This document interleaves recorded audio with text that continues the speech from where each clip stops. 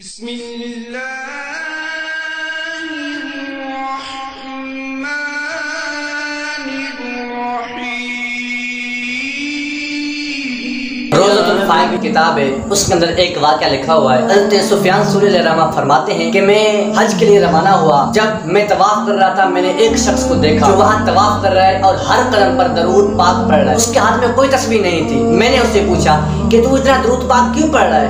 اس نے مجھے پورا ماجرا بیان کیا۔ اس نے کہا کہ میرے والد گرامی کا انتقال ہو گیا اور ان کا منہ کالا ہو گیا، منہ سیاہ ہو گیا، بالکل کالا منہ تھا ان کا۔ تو میں نے دیکھا اچانک ایک شخص آیا، خوبصورت چہرہ، نوجوان، اور اس کے بدن سے اتنی خوشبو آ رہی تھی، اتنی خوشبو آ رہی تھی، میں نے آج تک وہ خوشبو نہیں سونگھی۔